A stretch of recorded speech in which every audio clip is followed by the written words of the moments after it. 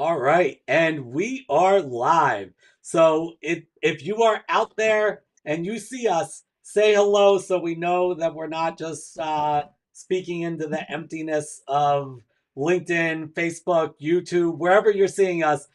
Take a minute to say hi so we know that you're out there. And we will also, as in every Water Cooler Wednesday episode, this is a very special episode, Water Cooler Wednesday on a Tuesday. But as in every other episode, we do these live to create a space for you, the viewer, to interact with us. So if you're watching the recording, interact with us anyway. Put some questions in. We monitor those and follow up. But certainly, if you're watching this live, you can steer the conversation by joining the conversation with any of your questions, comments, etc. throughout our time here. So, without further ado, I want to introduce our guest today, Ilker Erkut. And did I butcher that or I got it that time? You got it. Yes. Okay. It's only taken like, how long have we known each other? Like 2 years? It's only Like taken two about years, two yeah. years, but I think I've got it for now. So let me introduce Ilker to you. Ilker recently completed his master's degree in industrial organizational psychology at the University of Maryland. I'm a little bit biased toward that. I love the opportunity of being able to act as Ilker's professor and learn as much from him as he did from me, certainly, throughout his time there. Ilker also serves as an administrative operations assistant in the Division of Student Affairs at University of Maryland. With a diverse background spanning operations, marketing, copywriting, and career advising, Ilker brings a unique perspective to the intersection of technology and human development. And I've got to say, there's this new trend in my life. I've been talking to a lot of people that are much younger than me, and they all sound like Renaissance men and women, like doing Mm. so many different things where it's not this defined career path, but sort of, um, really having so many different hobbies and professions and I love that. We got to get into that a little bit, but Ilker was featured in Inspirepreneur Magazine as an AI super user. He's become known for his innovative use of artificial intelligence to enhance workplace productivity and efficiency, and I'd even say outcomes, right? I mean, the end product. Beyond his technical savvy, he is a life and leadership coach trained through the Coactive Training Institute. Ilker has a vision to develop holistic occupational wellness programs that enhance satisfaction, productivity, and well being. Welcome, Ilker. Thank you for having me, David. I'm excited to be here. Thank you for the warm welcome and the strong bio. Love everything on there. Of course, I stole the bio from all of your stuff, but we're definitely going to get into it a little bit more as we go. Um, But first, I know you're probably nervous because we're jumping right in with our 6 in 60. Now, if you're unfamiliar with this, or if any of the viewers are unfamiliar with this, we start these things off trial by fire. We're going to ask 6 questions, and you're going to have 60 seconds in total, not per question, but in total to answer all 6 questions. So if you're ready, we'll get started. What, you ready? I'm ready. Let's do this. All right. Best career advice you've ever received in 5 words or less. Make money slowly. Ooh. What's one trait every leader should have? Um, Being a servant. You only have a couple seconds to convince someone who's terrified of AI to give it a try. Go. Start using it in your personal life first.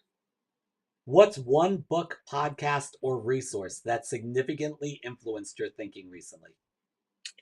Essentialism. I don't remember the author. Outside of work and AI, what is one thing you're most passionate about? The nuance of exercise. Finish this sentence. The future of work is. Uh, Exciting and creative. Cool. Awesome. You did it, man. With what, 8 seconds to spare?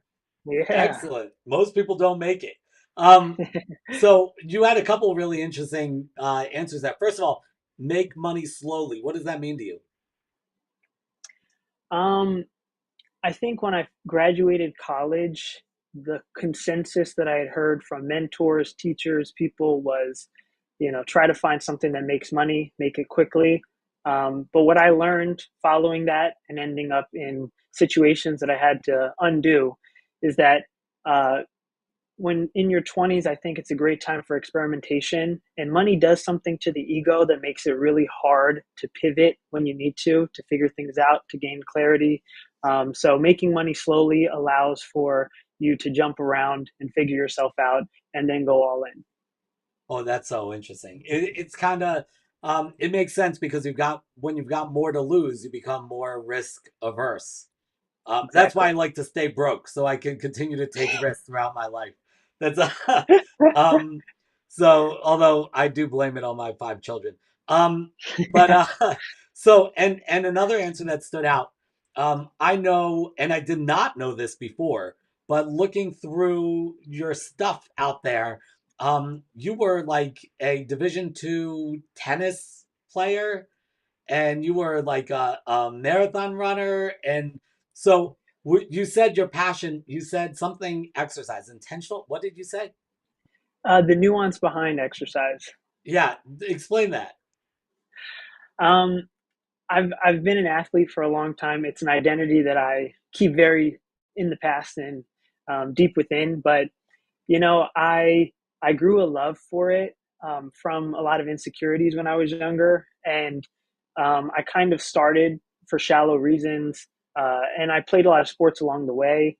But now, as I've become an adult, as I'm feeling a little bit more wear and tear from doing so many different sports, I've grown to find that there's so much more depth behind exercise and how the muscles work, and getting old and it not sucking. I Oh, wrote about this a while ago, but just like being able to move comfortably with your kids, and it's all kind of culminated into like this, I would say, appreciation for exercise, rehab sciences, and just moving. I mean, not necessarily going to the gym, but just being active and listening to your body.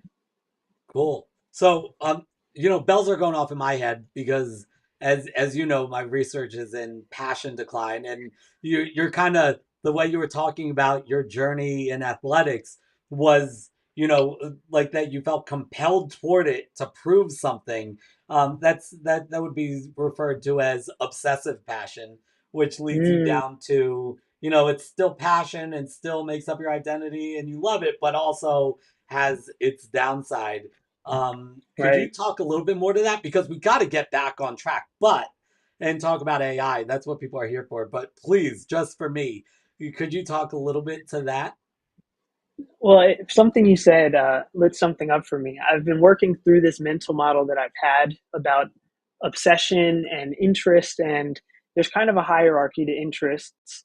But I've always operated under the belief that there needs to be something feeling not number one, but number zero, and that's the obsessive focus. Like that is like where you divest or invest most of your mental energy to when you're not working, you're thinking about it. Um, but as I've read essentialism and tried to build more time and space for creativity, I'm kind of entering the space where having a healthy level of detachment with all your interests is the best thing you can do for the sustainability of those interests.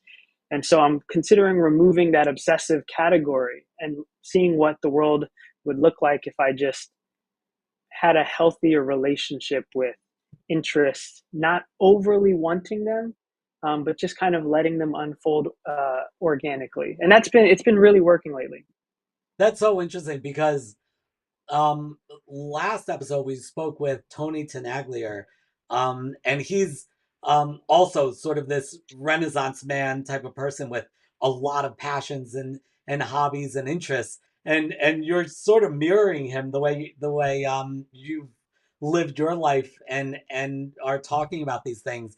But one of the questions that we really tackled was how does with all of these deep interests, how does that not create burnout? And he was talking about, in a lot of ways, how that actually prevents burnout, having these varied interests and living life in a big way like that. Would you say that that's your experience as well?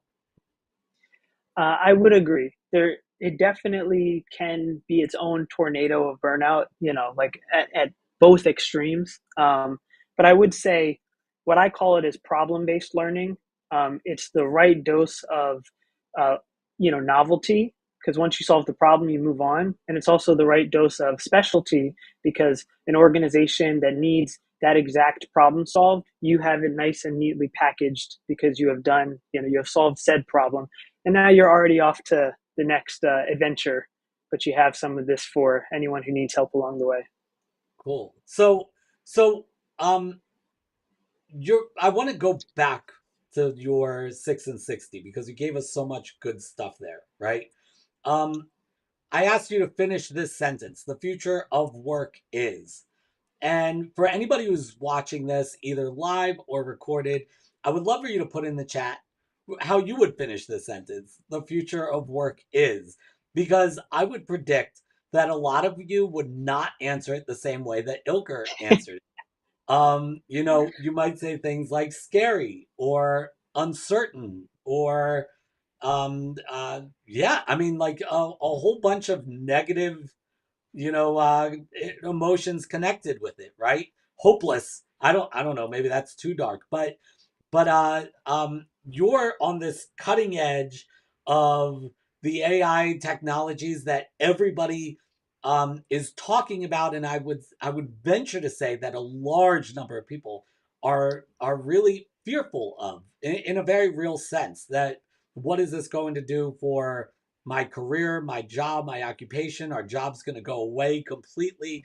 But you didn't say that you were fearful, and you didn't even say excited and scared. You said excited, exciting, and some Creative. and creative, right?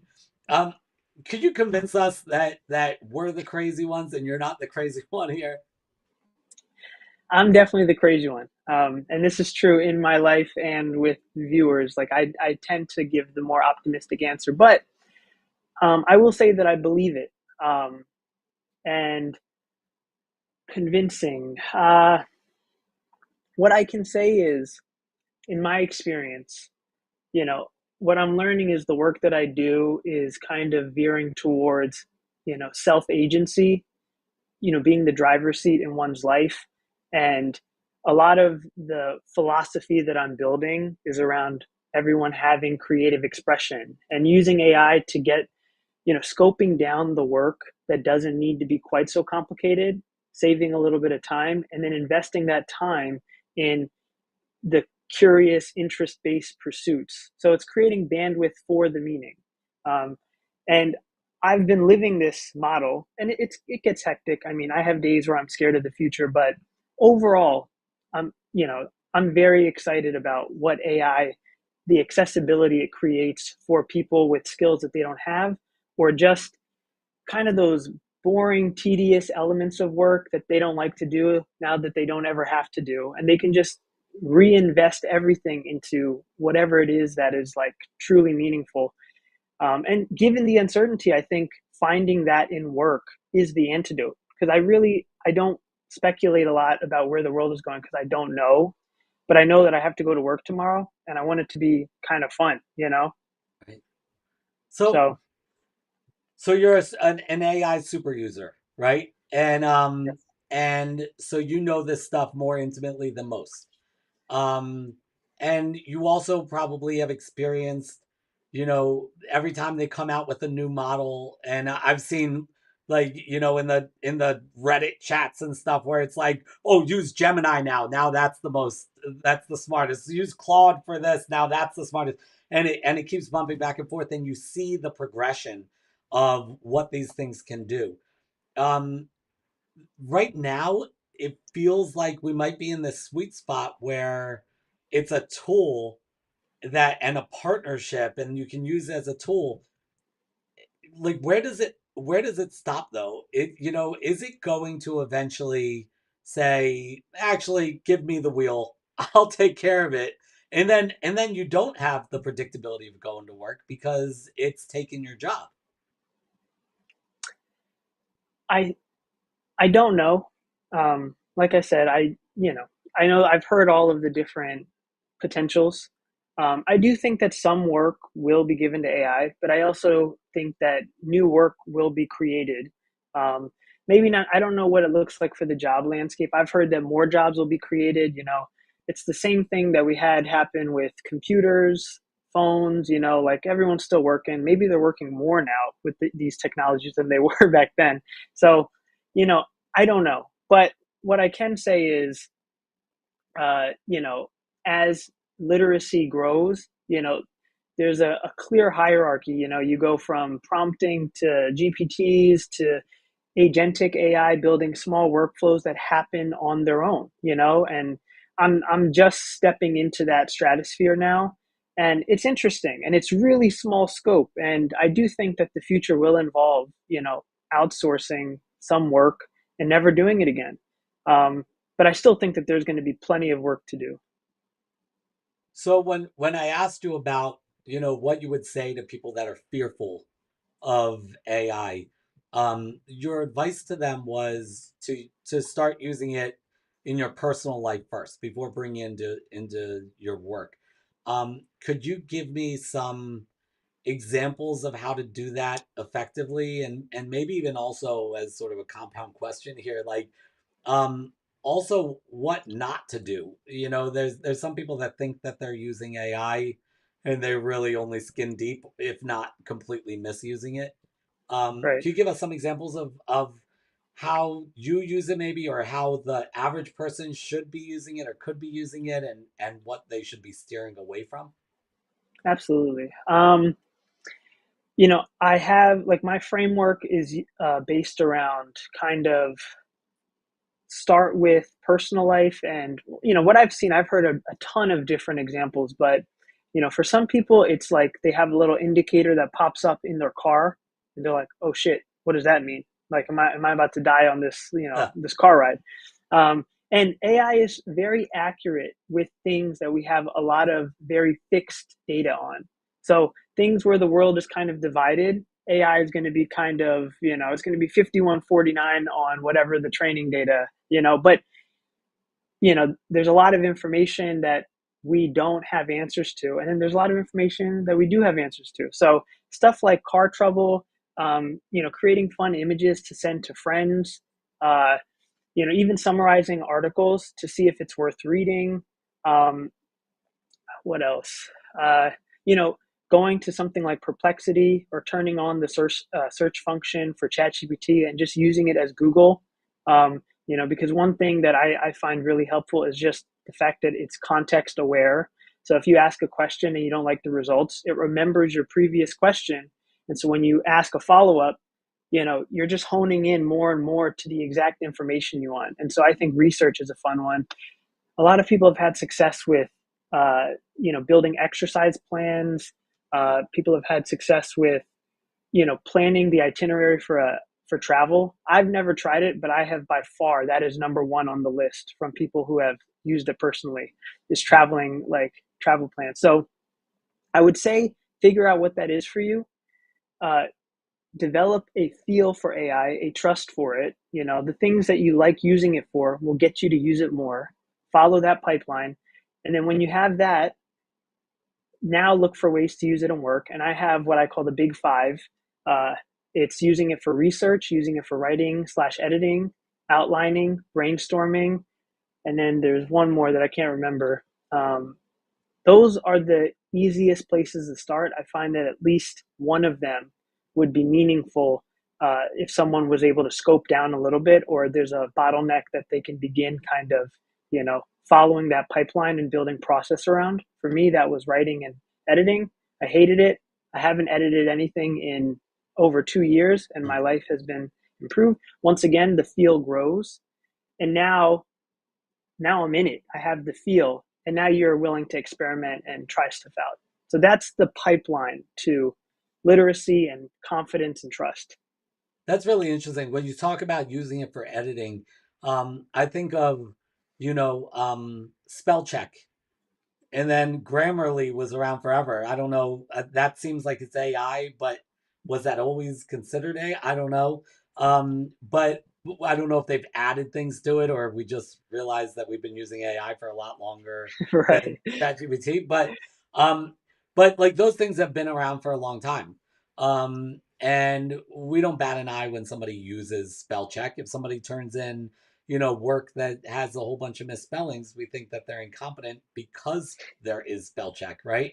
But when Right. somebody turns something in that was written by ChatGPT or edited heavily by ChatGPT, there are these tells. The M dashes is one that's really uh, popular, like popularly recognized.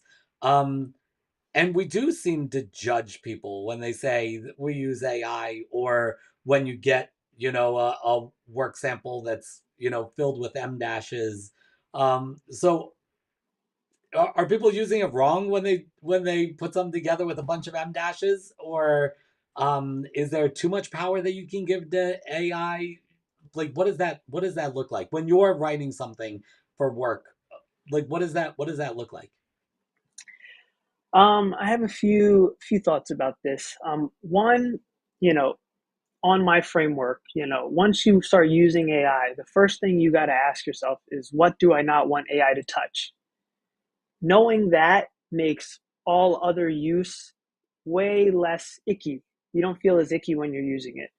So I think it's important that people kind of figure out what their work is, the work that they like to do, that is, it's part of their natural inclination. Um, the best way I thought about this was, like, if I was at the executive level, what would I have someone do for me once I reach that level of leverage? And editing was that wholeheartedly. Like, if I reached that high enough level and I had an assistant, I would never edit again regardless, because my skill set would be better used in this executive level strategic thinking, right? So it's kind of natural to the system. It's just now people have it a little bit earlier. So figure out what not to give up, and then it becomes easier to give up other things. And then it's just about figuring out, like, writers were using M dashes. The real writers, they fight from their end, saying, I've been using M dashes since forever. Um, and I think for people, like for me, I'm an idea person. I have ideas for days. So I just need to get it out. As long as the idea is intact and I see myself in my idea, I'm good with it. I still remove M dashes because I understand that there's some level of AI shame around that. Um, but I just think it depends on impact. For me, writing content, I would say it's medium impact, but it's personal.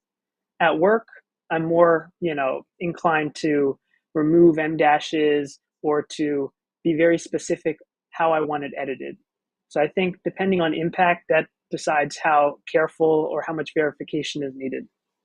So it's so interesting that you brought that up about, writers using M dashes. I find myself editing out my own M dashes. In other words, I'm writing something without help from ChatGPT, and I'm about to use an M dash, and I'm like, I'm not going to do that. So I put in an ellipsis, even though the M dashes seems more appropriate in the context or whatever, and I just edited out because of that sort of shame that exists. So that's really interesting, but when you're when you're doing that and you're handing it over to them, over to ChatGPT, and they're putting in the M dashes, they're putting in the not only this but, which is like something else that it likes to do. Um, as people are steering away from that, is like, why can't they fix that already? And also, as people steer away from that, then it's going to have access to fewer things that have M dashes and the types of sentences that it said. Is it going to eventually have new tells, and like get rid of the old ones? I think it most definitely will. Um, I think that there might be some more flexibility in prompting that gives it more options. But I do think that, like with anything related to numbers, anything related to pattern recognition, you know, uh, there is always going to be, for the next few years, I think there will always be tells. I think that ChatGPT is one of the worst at writing just because it cannot figure out the M dash thing. I've tried dozens of Huh. different ways to avoid it, and I've landed on Claude. Claude it understands that, it actually writes the way I want. You provided a few examples, and like it makes me wonder why I wasted 9 months trying to get ChatGPT to remove the M Huh. dashes. But I think it's tool dependent. I think it's update dependent. I mean, a whole tool could change with a new update. Uh, but I think at some point when it has enough training data, it'll have more access to more different kinds of people's writing patterns. And there will come a day where it has so much access that it won't be as easy to recognize AI writing anymore. But I just don't think ChatGPT is anywhere close to that. Yeah. So you've mentioned ChatGPT, Claude, Perplexity. All of these things have fees attached to them, either personal subscriptions or organizations can bring them into their own organization and get licensed. Um, for an individual and for organizations, what tools would you recommend investing in, and is it context dependent, like use dependent? What give us a quick overview of the tools that you find valuable for different activities. Sure. These days, a lot of the interfaces are multimodal. So, you can input text and you can output text, code, image, video. Like you don't need as many specialized tools anymore. So I'm pretty lean. I mean, I have ChatGPT, uh, Claude, and Notion kind of, but I'm shifting towards Cortex, which is basically a note-taking AI tool. So really, I think everyone needs one language model. So ChatGPT, Claude, Gemini, whichever one you want, and then anything else is dependent on the work you do, because most of what will be able to be accomplished can be done through a large language model. And then for me, ChatGPT, the stocks are going down for me. Every change they make, it's just making me more aggravated with Huh. the output. I'm seeing a lot of people on Reddit. They will go to 4.0, like that was the last time ChatGPT was good. They will change the Huh. model to 4.0. We're at 5.2 now, but I'm excited about Claude and Gemini. Claude because it's just really good at writing. And then Gemini because you get the knowledge management and the language model with all the abilities. I think that combination is going to be huge. Just being able to have context files ready to go from your Google Drive and calling upon them in Gemini. Like I just think that is a crazy combo. That's cool. I've been playing around with Gemini recently. I've been sending out pictures to my extended family of my kids on the couch cheering, and then putting like jerseys on during the NFL playoffs, and then switching the jerseys like as soon as the team that we were rooting for lost, which I think we're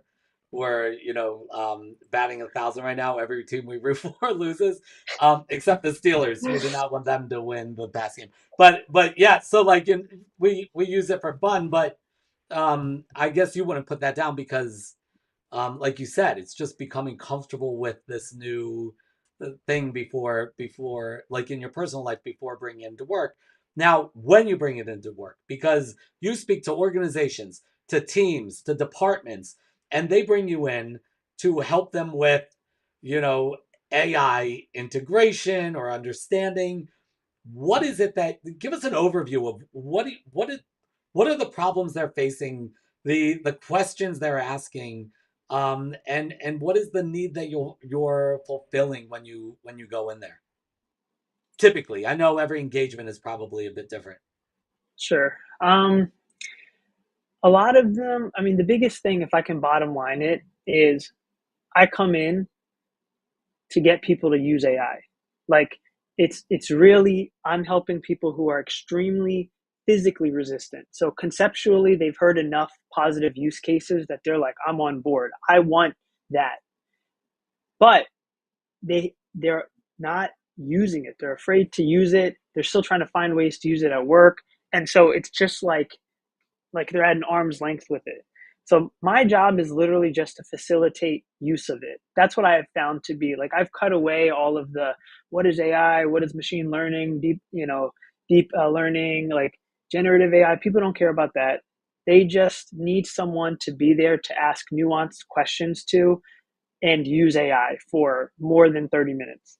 Yeah. And kind of, basic prompts up to just like a simple framework to get a little bit more out of it, some of the basic features. And then that is it. I'm just getting them to the starting line and they usually take it from there. That's cool. I love that you said that, and I know that you are, a trainer and facilitator at heart, and that's a huge piece of what you do, and a big piece of your expertise.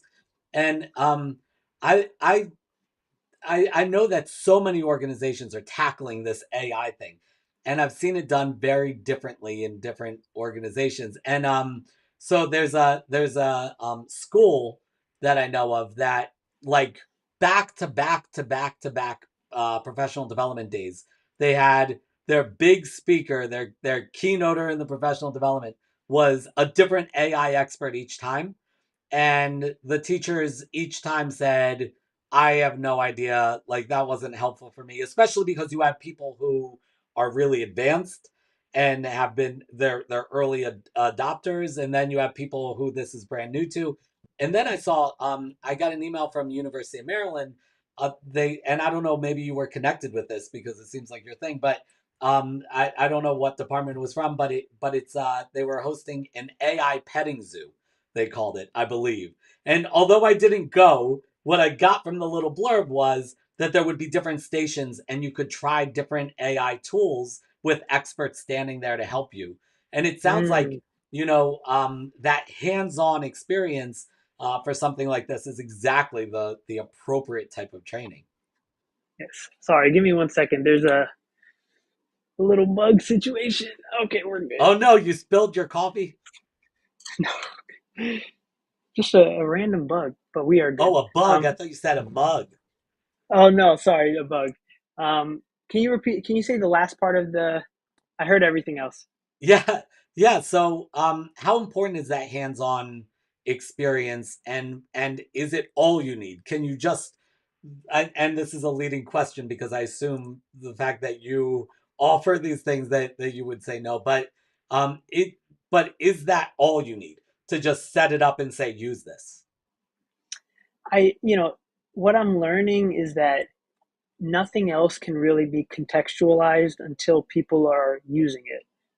So if people don't have that feel or don't understand, like they don't have that nuanced, like trying to wrestle with where it fits in their workflow in their life, everything else that follows that just doesn't. It's kind of like stuff we learned in the program. It's like memorization versus understanding. Like there's just an aha moment missing. People just need objections handled, and then they need to use it. And then after that, they take it for a period of time, and then you can do all of the more, nuanced building upon, the different sectors of AI. I think everything makes way more sense after that. But I'm also hearing, like you said, like I have a few insider people working at big organizations who just graduated, and they're like, I just sat through 20 hours of AI training, and it could have been done in 20 minutes. Like I just think that people haven't done it enough to realize, like, with enough feedback, it'll all point back to I just want to know how to use AI, or I need help getting comfortable to using AI. Gotcha. Okay, so I want to pivot a little bit to your coaching, because we have this focus obsession with AI as the thing that's changing in the workforce. But obviously, it is a huge thing that's changing in the workforce, but not the thing that's changing in the workforce. And so, um, your coaching correct me if I'm wrong, but you specialize in coaching sort of early career or career changer type people who are really trying to build their way into the workforce. Um, there's a lot has changed, and I feel like if you think it begins and ends with AI, I would recommend for people to check out your website. Not yes, check out all the content on there; it's great, but just look at the website for a second.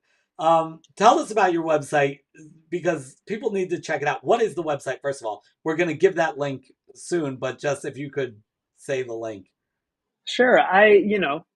We were talking about it. I use Notion. I've been using Notion for a while. And not recently, but a few years ago, they added like website functionality. And so I got the premium version, which comes with the AI and comes with some flexible website options. And, you know, it's far easier to use, to build it on Notion. Same functionality, it's simpler.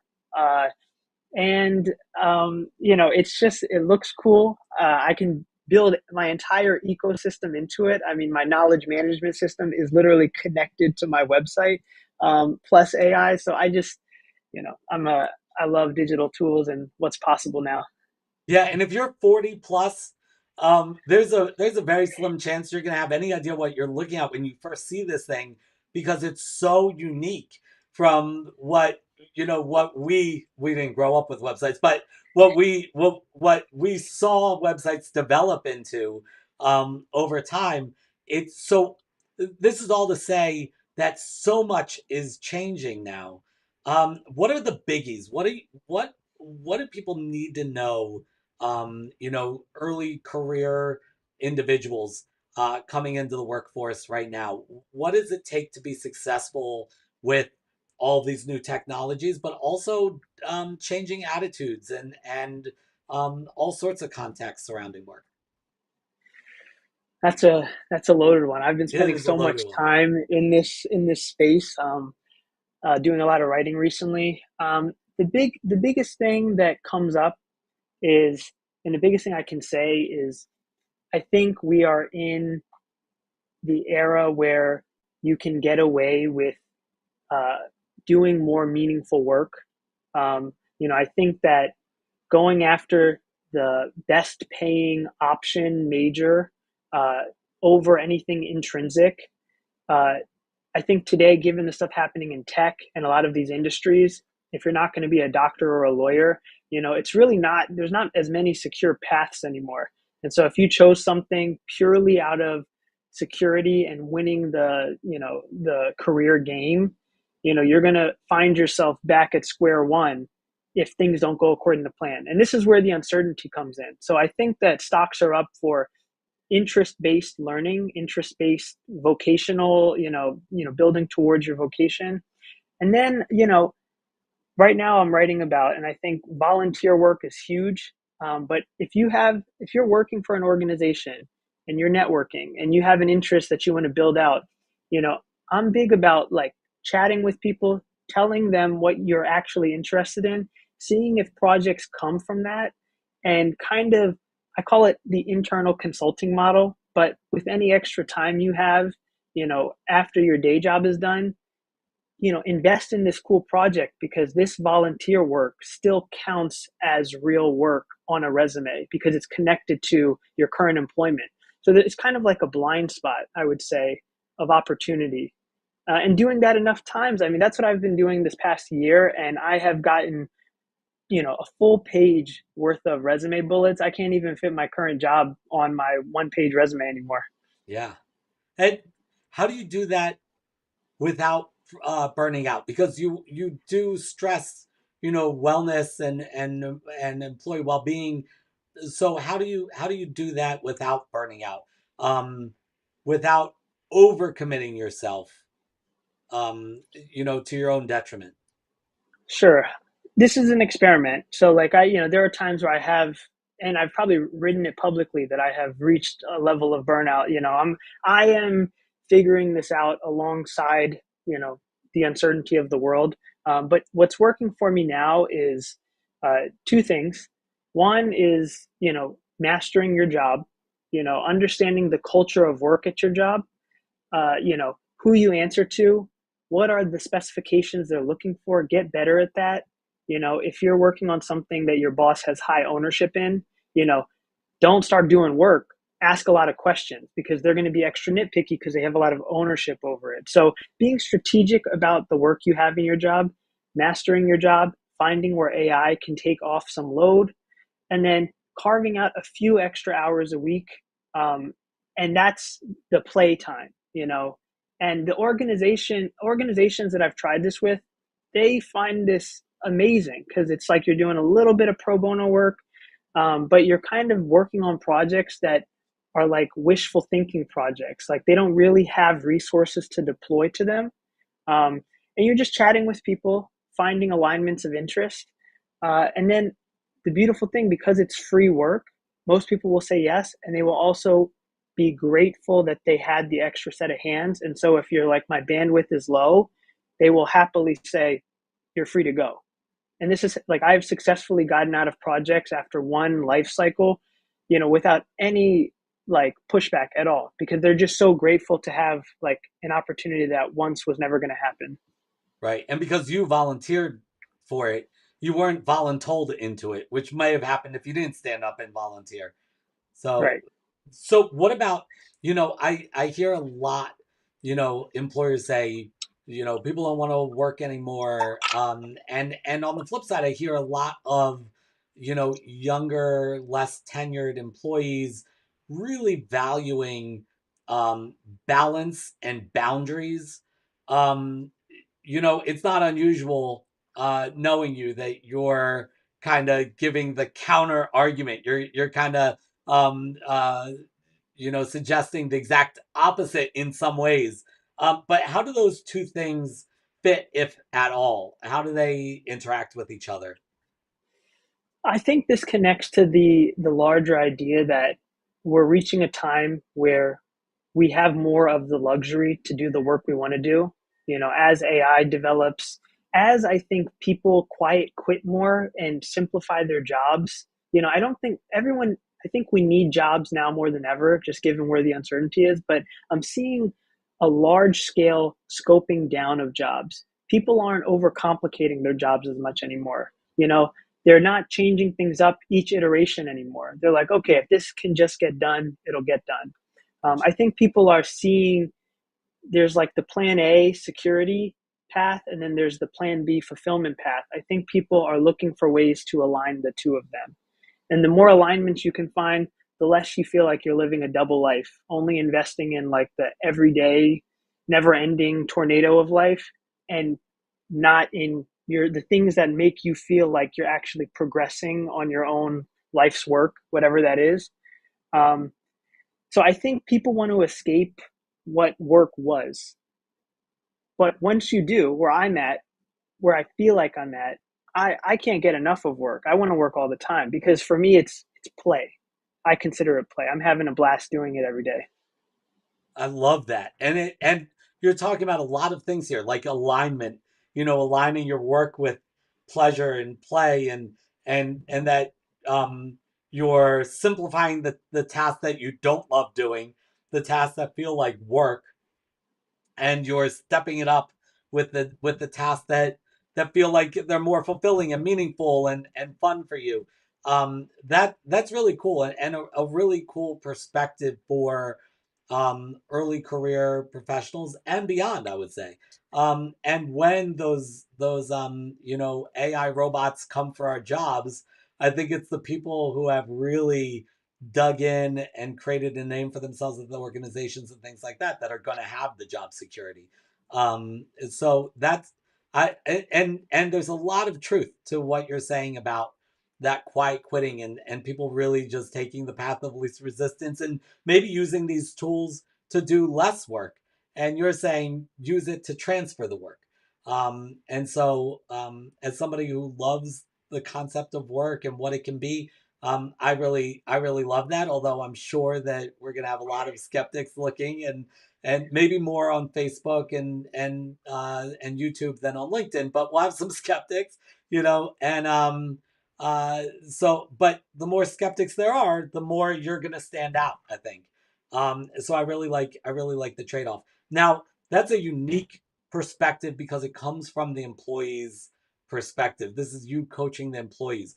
But what does leadership need to know about about their newest employees and how Mm, to manage them in the most effective way to engage them and get the most out of them? that's a good question. A little bit of uncharted territory. I've thought about this a little bit, but um, I think the best thing I can say is I think novelty should be built into most jobs. So creating opportunities for people to, even if it's 10 or 15% of their job, to play, even if it's something where you can find some alignment between what the organization needs and something that they're interested in.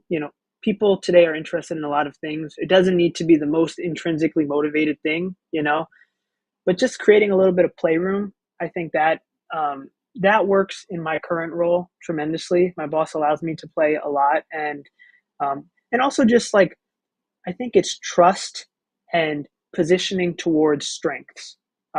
I think attention to detail is a skill that is becoming obsolete in my generation. Like I would say, more and more people don't have that ability, and so if you give a young person attention to detail work, they're set up for failure. So I think it's kind of repositioning certain things, because a lot of people that I know that are a little bit older, that do certain kinds of work, their attention to detail is just immaculate. But then because the job description comes with attention to detail, there might be a little bit of a positioning misalignment. So I think I would say it's kind of like reworking, being flexible, and building in some exciting novelty playtime. So Oh, one more yeah. thing, and leaning on young people for the AI, for the tech, for the digital. They're coming in with such intuitive literacy. Like most young people that I've encountered are like pros at AI in a way that their organization won't know until it's too late. Huh. So I think it's fascinating because what you just said was that the way I heard it was that you know more tenured employees typically are more, they get into the weeds with the attention to detail and things like that, and the younger new entry employees are more visionary in a way, right? They're big idea people and visionaries. That seems bass backwards to everything we know about the work environment, right? Like executive leadership, they're supposed to be the visionaries, and those frontline employees, or not frontline, but like the newest employees, they're supposed to be the ones who are doing the hard, gritty, detail oriented work at the bottom. You're kind of flipping the script here. So how does that fit within an organization? I think the once again, half baked. I'm kind of Yeah. thinking through this. So I'm going to write this down. I'll probably iterate on this over time. But the way it's coming to me right now, AI is the lowest layer. That's the new attention to detail layer. Um, Young people are kind of, I'm going to say, the creative, digital native, uh, kind of generalist layer, so they can learn new skills really quickly. They're so natural with technology. Um, and what they need desperately is work experience, because they're going to have ideas that just don't stick because they don't have enough life and work experience. So getting them that organizational awareness, vision, mission, values, whatever your key KPIs are, like getting that understanding is going to make them a serious weapon. And then the top layer, you still have the strategy, you still have the leadership, but now it's focused more on, uh, development. I think it's focused on working through the younger generation to position AI to do its job well. And then just, like I said, I still think that connection is going to be a big thing that grows out of using AI more at work. Like even now, I find that sometimes I have more time to just chat with people because of, an AI project that saved a little time on the back end. And I'm like, I'm done what I got to do today. Let me go chat with someone. And that blossoms something beautiful. Love all of this. So, and I also think that those people on the on the lower rungs of the organization, the less tenured employees, the younger employees, technically, typically they don't have the same levels of cynicism and they haven't learned CYA, cover your ass, like, and to be overly cautious about things. They haven't learned that saying no is easier than saying yes.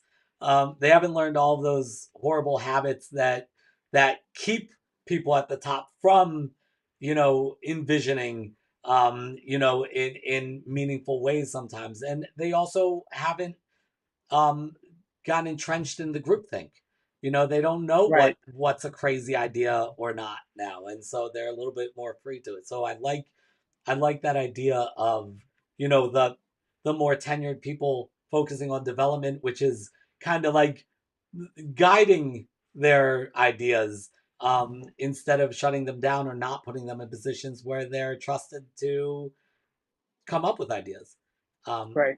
Very cool. So, all right, I know we're running up on time, but I told everybody they need to check your website, right? Okay. Appreciate that. So that, like, really, first of all, you need to reach out to Ilker and continue this conversation anyway. And I know he's incredibly active on LinkedIn. Love seeing his stuff. He really is a philosopher at heart.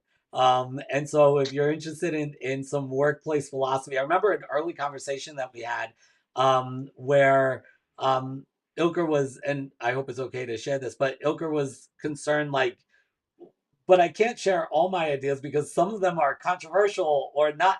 And I said to you, like, those are the best ideas to share. Like, if you're not speaking into that echo chamber, those are the best ideas. And he does. He shares things that sometimes I'm nodding my head one direction or the other. And but always his posts help me think. And I know that he's been incredibly successful ramping up his AI business, and really seeing incredible things there, and his coaching business. So please check out his website. You can lift up your phone and scan his QR code.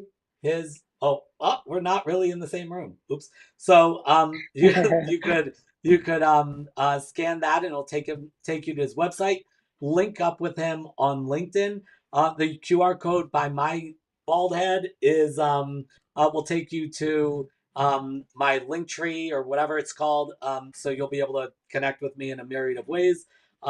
We definitely want to continue the conversation. And if you're watching this on the recording, interact with us, and we'll continue to monitor the chats, to be there to answer any questions. Ilker, final thoughts.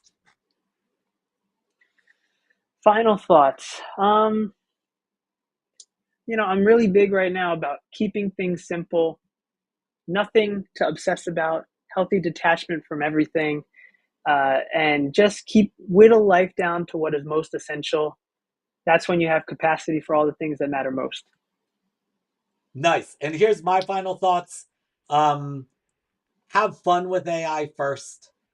Let your people use it, facilitate the use. So don't try to lecture them on AI before they're familiar with it. And also don't just sit them in front of a computer and say, figure it out. That's exactly where Ilker comes in. Bring him in, and then he can sit them down in front of those computers and apps as the expert and facilitate their initial and early uses before scaffolding and building on top of all of that. And my other thought was, that I'm walking away from this with, is that idea of having AI take all those pieces of your job that are, the parts where I always say in my jobs, in my many different careers, that there are pieces that I would do for free. I would get on a stage and keynote for free. I would get in front of my class and teach for free. I would consult for free. But there's also things that I feel like I have to remind myself this is why I'm being paid. And a lot of those are lesson planning and prepare travel for speaking engagements and all of the tedious work with consulting. And what you said today is a great reminder. We now have the tools to outsource that stuff so that we can really capitalize on the stuff that lights our fire for our work, and then even expand from there without burning out, because it's all the stuff that ignites our fire that we're doing more of, and the stuff that extinguishes it, we're passing off to the robots. So thank you. Amen. Love all of that. It was all what you said. I was just restating my takeaways. So Well said. this was a long time coming and such a pleasure, Ilker. Good luck with everything, and we'll be in touch. Thank you all for watching on a very special Water Cooler Wednesday on a Tuesday. We'll see you back here in 2 weeks, hopefully on a Wednesday. Thank All you, David. right. Thanks for joining, and we're out.